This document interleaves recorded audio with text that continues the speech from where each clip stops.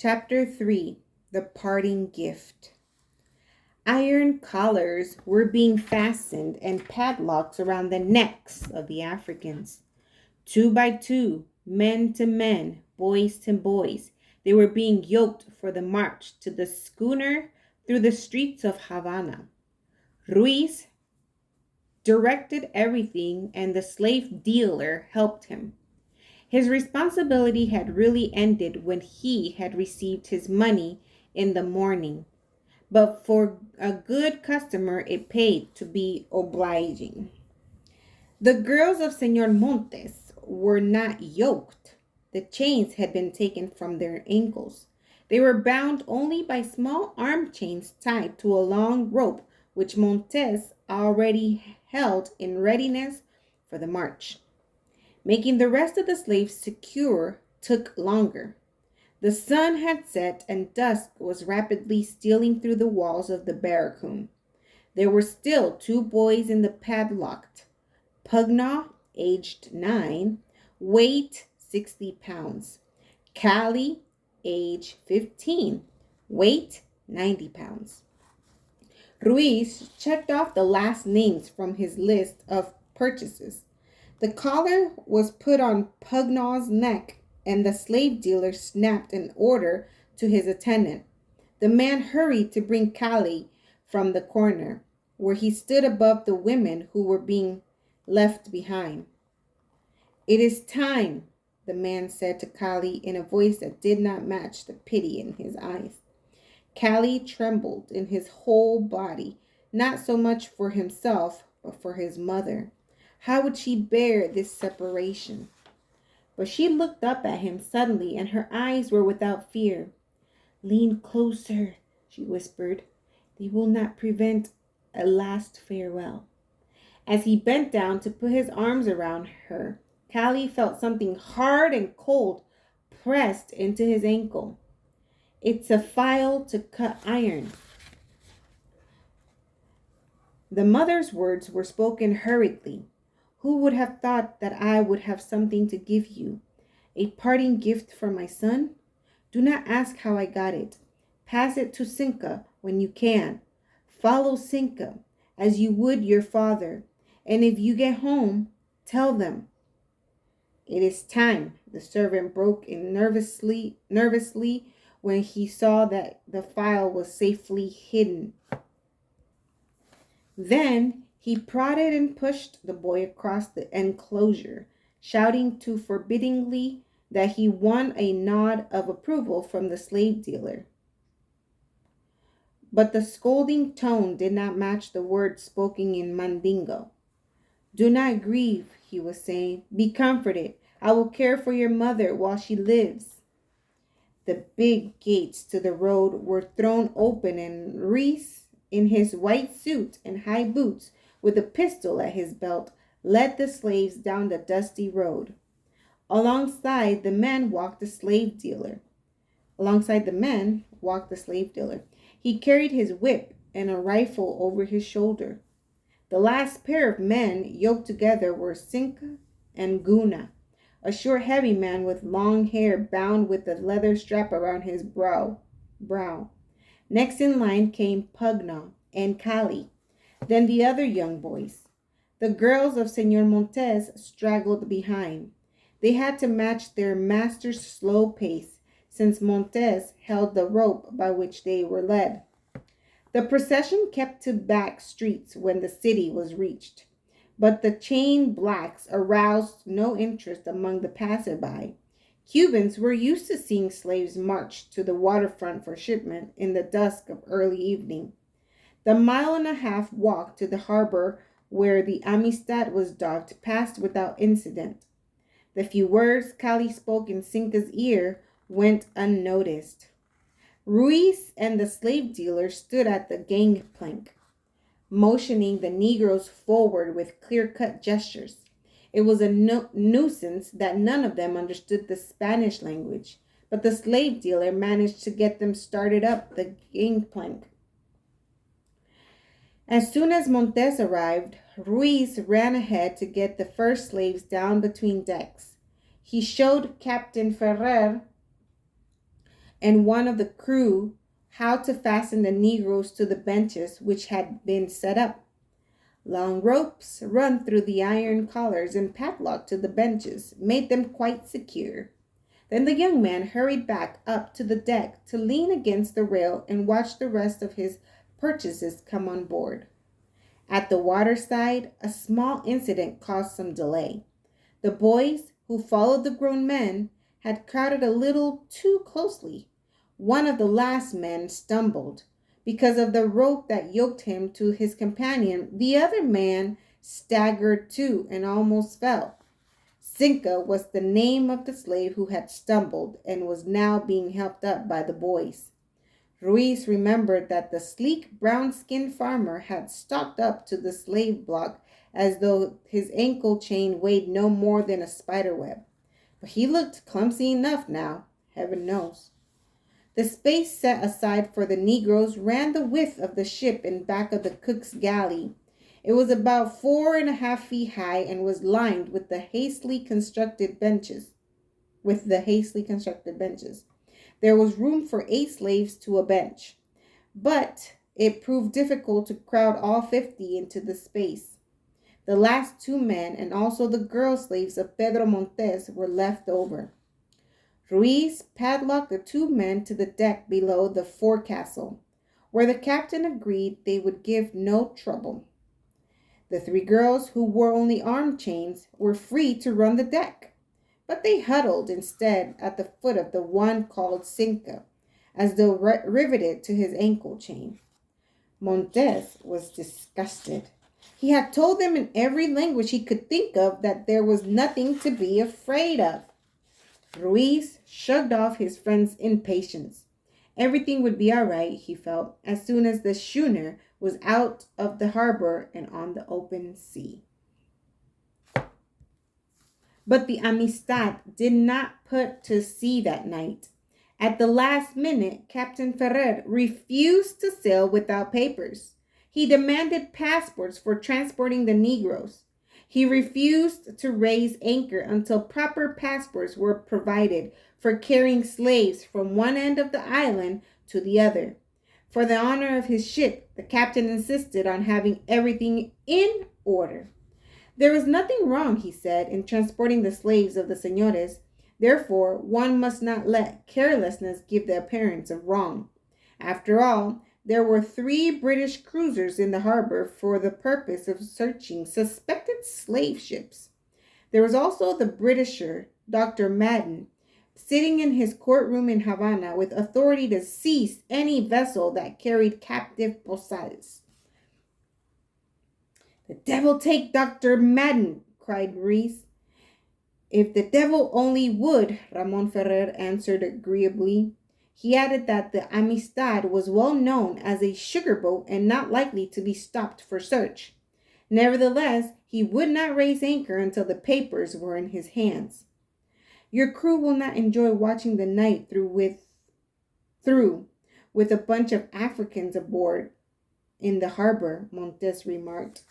Ferrer looked aft toward the 2 seamen.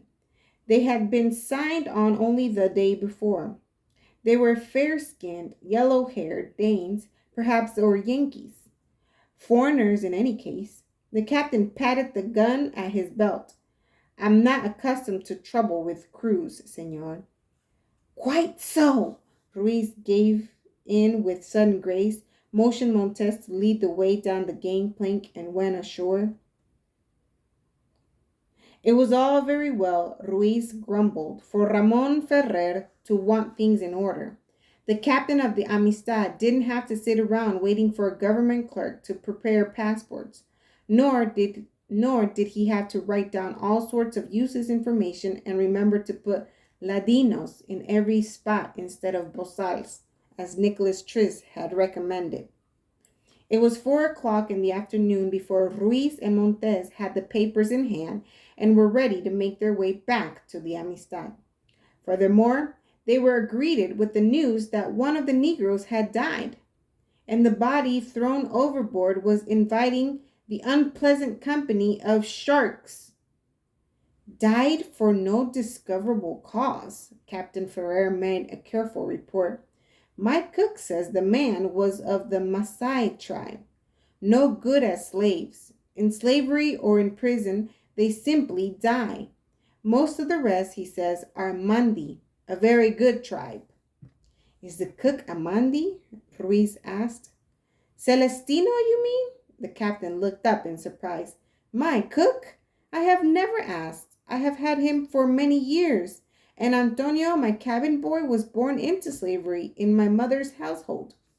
Senor Ruiz was not interested in the history of Captain Ferrer's servants. He merely wanted to know if the cook could speak the language of his own slaves. If so, he wanted the man to tell them to stop their wailing. Ask them if they have a singing man, Ruiz said when the cook was called. Tell them to stop that wailing and sing. They wail for the dead, senor, Celestino answered indifferently. For 2 days they must mourn, since it was an old man that died.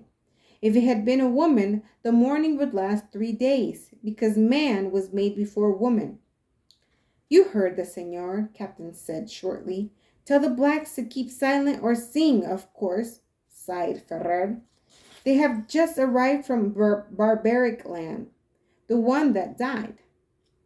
He let his gaze rest briefly on the water with its attendant shark. The dead one had a heathen charm about his neck, the size of a hen's egg. He had grasped the barbaric thing with both hands before he died. The captain frowned at the distasteful memory. How fortunate these heathens are, he remarked, to have come to a civilized land where decent ways will be taught them.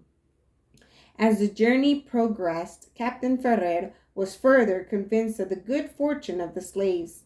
Though they did not work at all, and nothing was expected of them except to sit quietly until it was time for them to be brought on deck for their exercise, they were fed the most generous amounts of rice and water twice a day. You take very good care of them, senor, Ferrer said to Ruiz as the young man stood over the silent pair on the forward deck to see that they ate their food. But for all the care given them, on the evening of the 4th day, another captive died. Just when the worst of the journey was done and the ship had rounded the tip of the island and was headed straight west for Puerto Príncipe. This time it was the long-haired man on the deck who died. He called himself Guna, and Ruiz had paid 400 pesos for him. A mountain Negro, according to the slave dealer at the Barracoon, from the high mountains, inland from Nomboco. He had been recommended especially for his great strength. Now he was dead, and the money paid for him might as well have been thrown in the ocean. The great weight of the body made it hard to handle. When Ruiz unlocked the padlock that bound him to his companion, the body fell forward and lay half across Cinque, the living slave. Cinque leaped out of the way as far as his cabin, as his chain would let him, while the girls shrank back, whimpering. Ruiz nodded toward the water. Cast the body overboard, he directed. Cinque looked at the white man when he spoke, but he did not move. When they don't want to do something, they pretend not to understand, Ruiz sputtered. Then he repeated the demand somewhat louder, as one does to a person who is hard of hearing. The Negro only stared. He had pulled himself up to his full height and had to look down to meet the eyes of the white man. Tell him he is to throw that body overboard, the captain said to his cook, who had appeared with Antonio from the galley. Ruiz watched the exchange of words between the two impatiently. He understood all right. He's just stubborn. Those fine-looking blacks are always hard to handle. I paid a crazy high price for him, too. He says he will not, the cook spoke softly, neglecting to add that Cinque had explained that it was forbidden to touch the dead. The body from which life has fled must be placed on a mat made of palm leaves. The head must be turned to the falling sun and a bowl of rice placed beside it. The spirit of the dead was not go hungry, but these rites are to be undertaken only by an old woman of the tribe or by someone close of kin. To all others it is forbidden to touch a corpse. Cinque had reminded Celestino of the well-known taboo, but the cook well knew that the white man would not be interested. He will not, Santa Maria! Captain Ferrer was accustomed to being obeyed. The dead man is not of my family, Cinque spoke in a strong, clear voice. He has 3 wives and 7 children and a father and 3 sisters back in the mountains where he was captured. Any one of them could have given Guna burial rites, but I am no kin. What does he say? Ruiz interrupted. One had to be careful when slaves spoke together in a strange tongue. Just that he will not obey you, senor. Shall I get the whip? Celestino was not sorry to see this proud newcomer taught a lesson.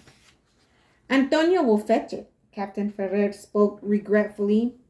A scene like this was not seemly on the Amistad. It was always distressing when punishment had to be applied. He pitied Senor Ruiz sincerely. Ruiz was less disturbed. Flogging was part of everyday business. It was simply his duty to make plain that he was master of his new bought slave.